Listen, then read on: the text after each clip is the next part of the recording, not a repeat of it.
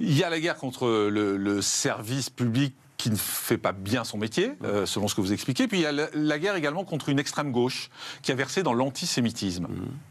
C'est purement électoral pour vous, non, ou c'est de l'idéologie? Pas du tout. Vous savez, l'un des combats intellectuels et politiques de mon existence depuis 30 ans, c'est d'expliquer, et notamment à la communauté dont je viens, que l'antisémite a changé de trottoir. J'en parle dans mon livre. L'antisémite, il y a 60 ans, et je l'aurais combattu, était principalement sur le trottoir de droite, et l'antisémitisme, depuis des années, est principalement sur le trottoir de gauche, et je déplore beaucoup, je l'écris, que ce que j'appelle la communauté juive organisée, qui n'est pas spécialement représentative malheureusement, n'ait pas compris cela, et d'une certaine manière favoriser une immigration excessive dont les Français en général sont les victimes et les Juifs français en particulier. Mais vous le dites, ça fait longtemps et vous l'écrivez. Vous dites, depuis des lustres, j'ai tenté de prévenir les Français, y compris au sein de ma communauté juive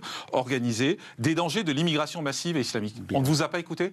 Non seulement on ne m'écoutait pas, mais on changeait plutôt de trottoir. Ça n'était pas très élégant, ça n'était pas très distingué que de mettre en question l'immigration, même illégale, même excessive. C'était pas bien dans les salons, vous savez, la réalité, elle est là. Et maintenant, j'ai l'impression de dire plutôt des banalités. Mais beaucoup disent c'est du racisme de dire ça. Oui, enfin, écoutez, c'est maintenant... il n'y a plus beaucoup de gens qui osent... À gauche. À gauche. Même à gauche maintenant, très sincèrement, ils la ramènent pas trop. Ils disent plutôt on peut rien faire, etc. Vous savez, depuis qu'il y a eu des grands massacres de Français depuis une dizaine d'années, on sait très bien où se trouve maintenant le racisme. Hein. C'est, pardon de vous dire... Il est où? Le racisme, il est du côté des islamistes et de leur soutien.